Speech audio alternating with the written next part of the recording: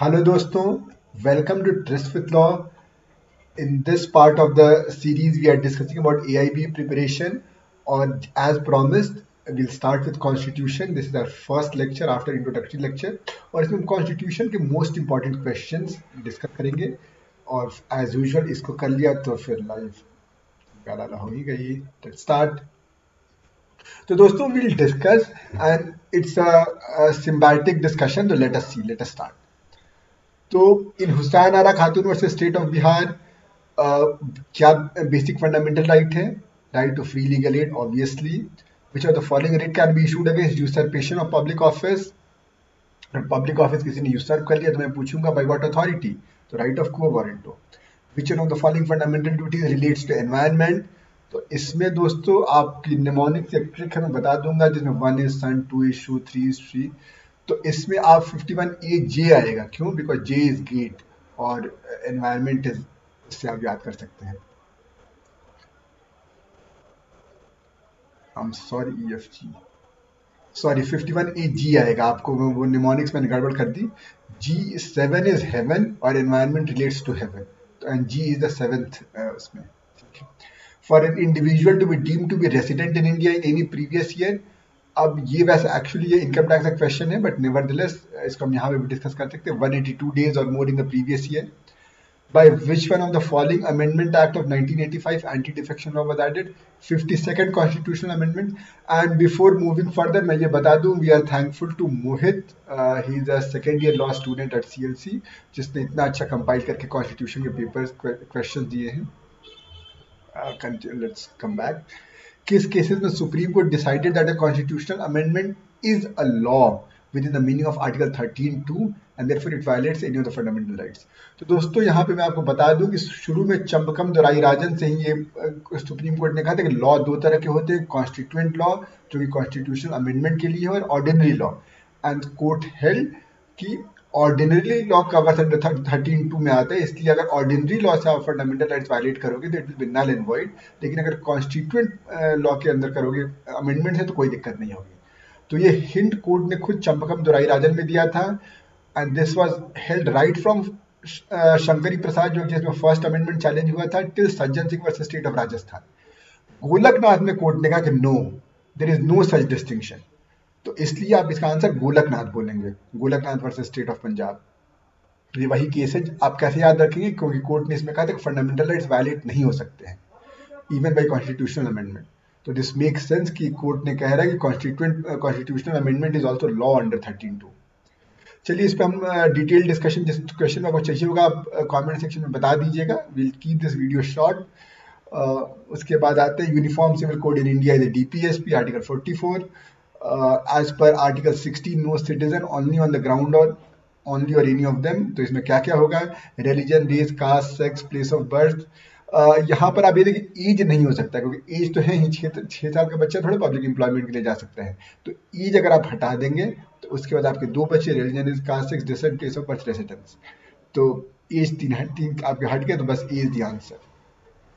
The minimum number of जजेस who are to sit for the purpose of constitutional bench जो होती है वो मिनिमम 5 मेंबर की होती है. और आर्टिकल 143 जिसमें रेफरेंस देता है प्रेसिडेंट सुप्रीम कोर्ट को, उसमें 143 में लिखा हुआ है कि कॉन्स्टिट्यूशनल बेंच ही बैठेगी. और ये कहा गया है कि कॉन्स्टिट्यूशनल बेंच 5 की मिनिमम होगी, ये 145 में कहा गया है. लेकिन क्वेश्चन 143 से रिलेटेड था तो 143 में कॉन्स्टिट्यूशनल बेंच बैठती है और उसका स्ट्रेंथ 5 होगा.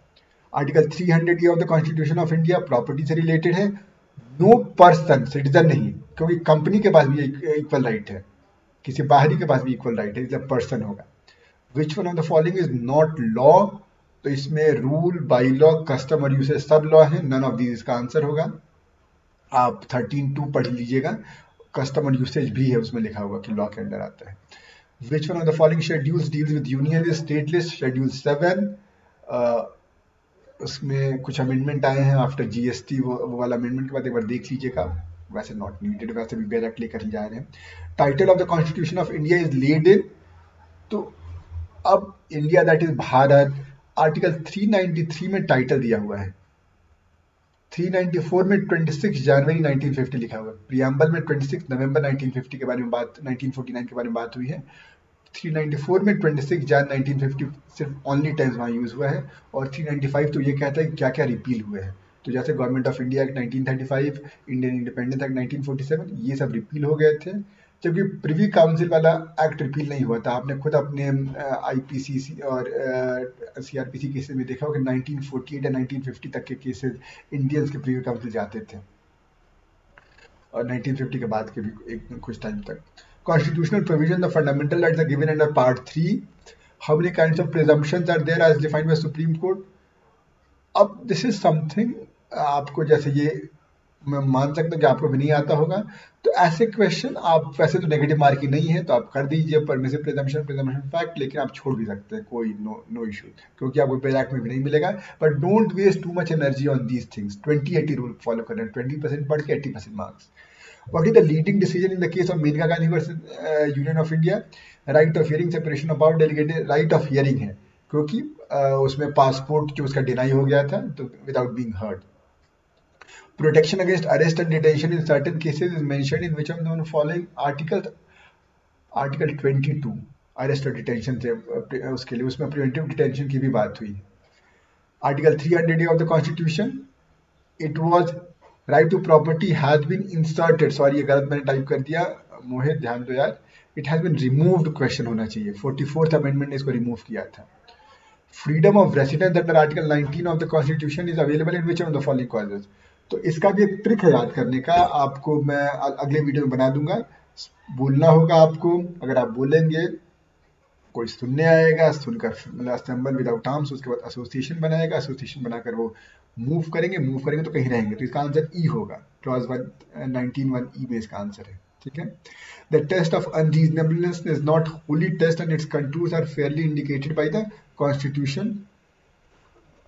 ये क्वेश्चन ही क्लियर नहीं है, अगर आपको कोई क्वेश्चन क्लियर आपको मिले तो आप प्लीज कमेंट बताइएगा। मोहित यार थोड़ा इसको देख लो। लेकिन जैसे टेस्ट ऑफ रीजनेबलनेस, जहां तक मैं क्वेश्चन समझ पा रहा हूं, तो रीजनेबलनेस का टेस्ट वो ऑब्जेक्टिव टेस्ट कोड कहता है, it's not a subjective test, क्योंकि एवरी रीजनेबल किस चीज को बोलता है कि आप मतलब ऑर्डिनरी पीपल उस सर्कमस्टांस में उसको रीजनेबल मानेंगे। सब्जेक्टिव, इसमें सब्जेक्टिविटी रहेगी तब तो गड़बड़ हो जाएगा। The power to enact a law relating to citizenship of India is left to the provisions of Article 11 of the Constitution under the इसका पार्लियामेंट, क्योंकि आर्टिकल 11 में पार्लियामेंट को पावर दी गई, इसीलिए सिटीजनशिप अमेंडमेंट एक्ट आया था। ये ध्यान दीजिएगा, पार्लियामेंट में सॉरी कॉन्स्टिट्यूशन में प्रोविजन जो है सिटीजनशिप के लिए, they purport to the citizenship on the date of the commencement of the constitution. बाद में क्या होगा, इसके लिए आर्टिकल 11 में पावर दी गई थी और parliament accordingly citizenship act frame किया था, which is amended from time to time. Every person with a member of a defense service or hold any civil post under the union holds office during the pleasure of the president, और किसी का pleasure का हम doctrine पढ़ते नहीं हैं, prime minister नहीं।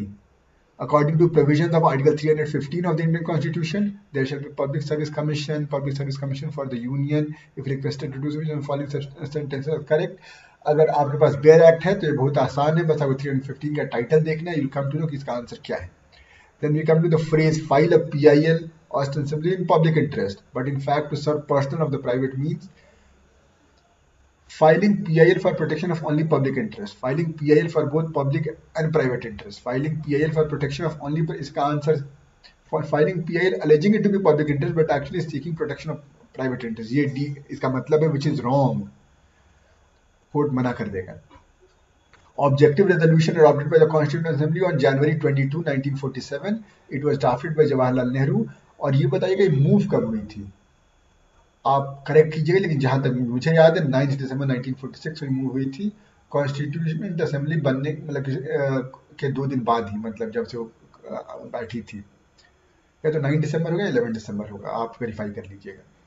Right to property was eliminated from the list of fundamental rights during the tenure of, तो 1970s 42nd अमेंडमेंट आया था इंदिरा गांधी के टाइम में, 44th उनके टाइम में आएगा नहीं, तो इसका मतलब जनता पार्टी की सरकार आ चुकी है, तो during the tenure of Morarji Desai. Prime minister may by law establish administrative tribunals under 323A, B नहीं ए में सिर्फ पार्लियामेंट कर सकता है और बी में पार्लियामेंट और स्टेट दोनों रिस्पेक्टिव ट्राइब्यूनल कर सकते हैं, बट एडमिनिस्ट्रेटिव ट्राइब्यूनल के लिए बोला गया कि सिर्फ पार्लियामेंट कर सकता है, चाहे वो कैट की बात करें या स्टेट एडमिनिस्ट्रेटिव ट्राइब्यूनल की बात करें। We come to Supreme Court invoke the principle of transformative constitution in the decision of, तो इसका आंसर होगा नवतेज सिंह जौहर, क्योंकि अभी कुछ दिन पहले आपने पढ़ा होगा कि चंद्रचूड़, सीजीआई चंद्रचूड़, इन्होंने मतलब इस तरह की बातें करते हैं, तो नवतेज सिंह जौहर में भी उनका वो बेंच में थे। उसके अलावा Anuradha Bhasin versus union of India, इसमें राइट टू इंटरनेट को फंडामेंटल राइट नहीं कहा गया है, लेकिन उससे कहा गया कि इंटरनेट से जो इन्फॉर्मेशन मिलती है वो हमें 19(1) में प्रोटेक्टेड होगी। Kerala is the only state जिसने राइट टू इंटरनेट को बेसिक फंडामेंटल राइट की तरह बोला है। Relates to challenge under 32 of the Constitution seeking issuance of an appropriate writ, अब including इंटरनेट से रिलेटेड है, तो आपने समझ ही गए। Then we come to Article 145(3) of the Indian Constitution states that minimum number of judges were to sit for the purpose of deciding any case of involving a substantial question of law as to the interpretation of this Constitution, or for the purpose of hearing any reference made under Article 143 shall be 5। शुरू में मैंने आपको बताया था कि 145 में कहा गया कि कॉन्स्टिट्यूशनल बेंच जो होते हैं वो 5 के स्ट्रेंथ के होंगे। The petitioner, a professor of political science who had done substantial research and deeply interested in ensuring proper implementation of constitutional powers, challenged the practice followed by the state of Bihar in promulgating an ordinance without getting the approval of the legislature. The court held that the petitioner as a member of public has sufficient interest. तो ये है ordinance making powers थे। तो ये DC Wadhwa versus state of Bihar है। वैसे state of Bihar ही है तो ऑब्वियसली स्टेट ऑफ बिहार ही होना चाहिए, लेकिन कॉन्स्टिट्यूशन के केसमेंट में हमने पढ़ा था दिस इज डीसी वाधवा। और आप मुझे बताइएगा कमेंट सेक्शन में कि एक और इम्पॉर्टेंट जजमेंट है relating to ordinance making power of the parliament or state assembly, where a legal wrong or a legal injury is caused to a person or to a determinate class of persons by reason of violation of any constitutional or legal right, any burden is imposed in contravention of any constitutional or legal provision or without बहुत बड़ा question है यार, ठीक है question क्या देख लेते हैं। Article 226 in case of any breach of fundamental rights of such persons or determined class of such persons in the court under Article 32 seeking judicial redress for the legal wrong। Justice Bhagwati ने किस case में कहा था? Tough question. वैसे SP Gupta अब eliminate करना होगा, SP Gupta नहीं होना चाहिए because SP Gupta relates to right to education, ठीक है। People's union for democratic rights भी नहीं होना चाहिए क्योंकि पीयूडीआर, इसको मैं देख कर बता दूंगा, it's not that easy question और इसके लिए आप फाइट मत पारिएगा। We come to article 279A of GST council is constituted by, आप बताइए। Obviously not prime minister, respective governor तो हो ही नहीं सकता है। A collective body of union, GST council खुद एक collective body of union in states है, लेकिन उसको वो मतलब it is constituted by the president. India that is Bharat shall be a union of states, article 1। The supreme court has, कुछ लोग Bharat that is India, ये आपकी मर्जी है, but in the form that the constitution is presently India that is Bharat कहते हैं, you can agree or disagree, this is the beauty, this is the strength of the constitution कि हम we can disagree even with constitution, but currently ये India that is Bharat कहा गया है। The Supreme Court has legalized living wills and passive euthanasia subject to certain conditions in the case of, आप बताइए, 2018 का case था common cause versus union of India. Article 310 of the constitution mentions about 310 क्या कहेगा आप बताइए। Doctrine of immunities and instrumentalities with respect to civil services, doctrine of legitimate expectation with respect to civil servants, doctrine of natural justice with respect to civil servant, doctrine of pleasure with respect to civil servant. ये answer आप मुझे बताइएगा क्योंकि एक बार आप 310 पढ़ेंगे ये answer आपके सामने आ जाएगा। Right to know the antecedents of the candidate in the election flow from, right to know which is 19(1)A, because I cannot exercise my freedom of speech जो कि जिसमें वोटिंग भी आता है without knowing the antecedents of candidates, ठीक है। Right to no भी इसी में से फ्लो होता है। और ये किसमें कोर्ट ने कहा था?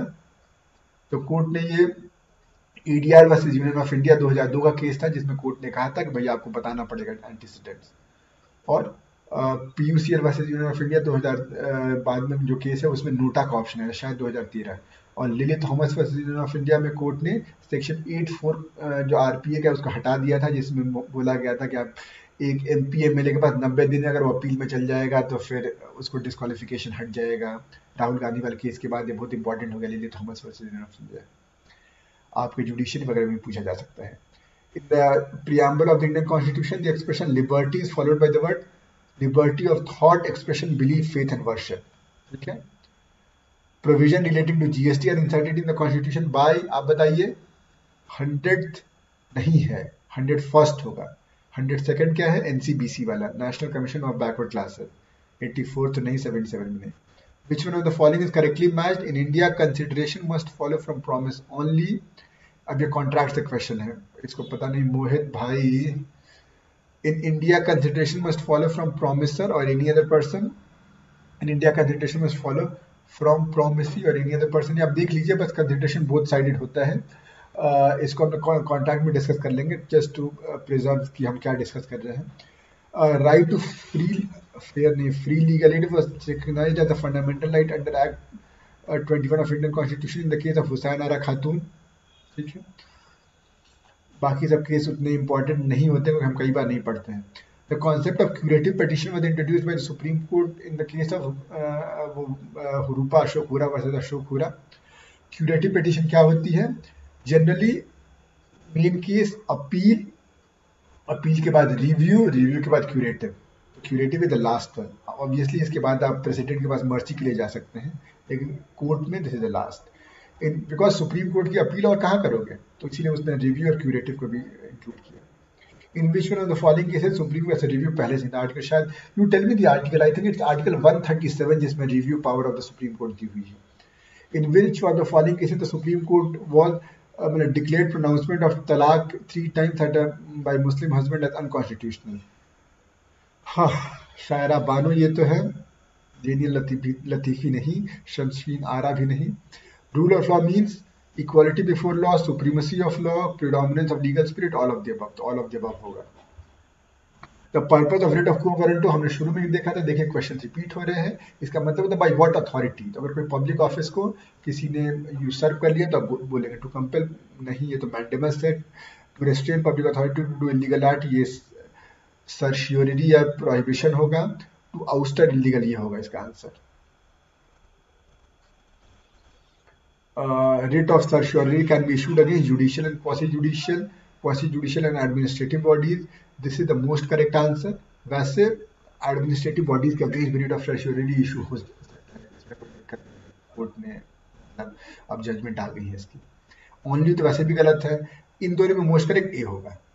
Supreme Court of India held that it is permanent obligation of every member of medical profession and government and private to give medical aid to every injured person brought for treatment immediately without waiting for procedural formalities.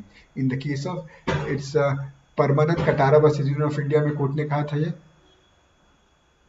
और residuary powers in India में भी exercise by parliament के पास सिर्फ residuary, I think it's under NT 97 of union list. Residuary power क्या होती है, आप इसको आर्टिकल 248 ऑफ इंडियन कॉन्स्टिट्यूशन में देख लीजिएगा।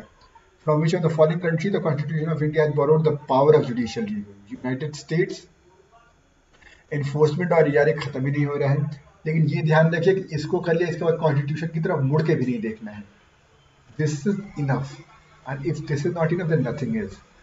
Enforcement of which of the following articles of the Constitution of India cannot be suspended even during the proclamation of emergency 20 and 21. ठीक है। The principle of law of taxation that no tax shall be levied or collected except by authority of law 265 में दिया हुआ है। No taxation without representation, वैसे इससे हम कहते हैं, जो US में थॉमस पेन ने कहा था वो 265 में कंटेन्ड है। Under which of the following articles of the Constitution Parliament is empowered to legislate with respect to a matter in the state list in national interest? आप बताइए। ये आर्टिकल 249 है, नेशनल इंटरेस्ट की बात की हुई है। कोई अब आप ये बताइए कौन सा ऐसा आर्टिकल है जिसमें वो इंटरनेशनल ट्रीटी के लिए कर सकता है? शायद it's article 253, correct me if I am wrong. In which of the following cases the court has laid down that right to live does not include right to die? Shrimati Gian Kaur versus state of Punjab. P Rathinam में डी और डी में confusion हो सकता है because both cases relate to euthanasia, but तो court ने पहले कहा था कि नहीं इंक्लूड करेगा, तो ज्ञान कौर पहले आया था। पी रतिनम में फिर कोर्ट ने कहा कि इंक्लूड हो जाएगा, तो हाँ ज्ञान कौर होना चाहिए। The question with the bill is money bill और not is decided by the speaker. कौन सा आर्टिकल आप बता दीजिएगा, tell me the article number. Decision under 10 schedule is taken by the speaker, sorry presiding officer सब house chairman भी ले सकता है। restrictions may not be imposed on freedom provided in Article 19 on this ground. किसमें defamation पे कर सकता है? Public order, sedition, security of the state. लेकिन क्वेश्चन है कि किस पे नहीं कर सकता है, आप बताइए. Defamation is an offence. Freedom of speech पे पब्लिक ऑर्डर आ चुका है. सेडिशन को सिक्योरिटी ऑफ स्टेट के, वैसे उसमें सेडिशन वर्ड नहीं यूज हुआ है, तो this is the most correct answer. ठीक है, वैसे सेडिशन को कोर्ट कहता है कि it is covered under public order and security of state, but वैसे कोई ये ऐसा वर्ड वहां पे सेडिशन वर्ड यूज नहीं हुआ आर्टिकल 19 क्लॉज 2 में. तो this is the most correct answer. वैसे अगर चाहे आर्ग्यू करना तो ये भी गलत ही है, उस पर कर सकते हैं, बट मोस्ट करेक्ट हमें जाना है. Right guaranteed to citizen only, 21 नहीं है, वो तो सबको है. 19(1)(a), this is only to citizen. आप मुझे वो सब आर्टिकल बताइएगा जो सिर्फ सिटीजन के लिए है in the comment section. President can be removed on the ground of, आप बताइए, violation of constitution only. The concept of contempt of court belongs to entry 77 of union list, entry 14 of state list, entry 71 है, entry 40 है. ये आपके पास कोई, I don't expect कि आपको याद होना चाहिए. एंट्री 13 ऑफ स्टेट लिस्ट, इस पे लॉ मेकिंग पावर की बात की गई है for the contempt of court, देख लीजिए आप. ठीक है. Parliament in exercise of its power to amend under article 368 may not amend. 368 के अंडर तो वो बेसिक स्ट्रक्चर नहीं अमेंड कर, उसके अलावा तो कुछ भी अमेंड कर सकते हैं. दिस वाज हेल्ड इन, इसका नाम कहना पड़ेगा क्या, 2 दिन पहले की वीडियो देख लीजिएगा आप. Which article starts with subject to public order, morality and health? Article 25 की स्टार्ट करता है. ठीक है. Mandamus may be issued by supreme court, high court, both A and B, दोनों कर सकते हैं. इनफैक्ट मैं खुद एक मैंडेमस के लिए रिट फाइल कर रहा हूँ हाई कोर्ट में. लेट्स सी क्या होता है. थर्सडे को ये लिस्ट होना चाहिए. I pray, let us see. The provision for administrative tribunals was added by 42nd Amendment Act, Article 323A, 323B. Chapter number आप बताइए, कौन सा पार्ट ऐड हुआ था. Right to property in India is a legal right या constitutional right, जो भी बोलना है. तो मोर करेक्ट क्या होगा, constitutional right, because every constitutional right is a legal right but not vice versa. Which of the following rights means to produce the body of the person, habeas corpus. और आप मुझे CrPC में एक section है which deals with, अगर आप habeas corpus code का direction नहीं मान रहे हैं तो क्या होगा, आप वो सेक्शन नंबर बता दीजिए CrPC. Delegated legislation was declared unconstitutional, was declared constitutional in delegated legislation. Re Delhi laws act, अगर जिसने एडमिनिस्ट्रेटिव लॉ का केस में पढ़ा होगा उसको याद होगा, बी होगा. Right to free legal aid was recognised as a fundamental right under act. Right to free legal, अभी हुसैनारा खातून कितने बार रिपीट होगा ये, हुसैनारा खातून से तो आपको प्यार हो जाना चाहिए. Joint sitting of both houses of parliament में be called by the, joint sitting में be called by the president. ठीक है. It will be presided over by the speaker या उसके एब्सेंस में डेप्यूटी स्पीकर ऑफ लोकसभा. तो दोस्तों इसके साथ हमारे कॉन्स्टिट्यूशन के मोस्ट इंपॉर्टेंट क्वेश्चन खत्म होते हैं. इसके अलावा और कुछ भी करने की जरूरत नहीं है. कल इसी सीरीज में हम लोग और आईपीसी सीआरपीसी भी डिस्कस करेंगे, सीपीसी. कुछ और आपको स्पेसिफिक इसमें कोई कंफ्यूजन हो, कुछ पूछना हो, आप जरूर बताइएगा. आई होप आपको ये समझ में आया हो. कोई दिक्कत, कोई परेशानी कमेंट सेक्शन में बताइए, और कुछ आपके स्पेसिफिक डिमांड्स हो जरूर कहिए, because unless you speak I can not. Bye bye.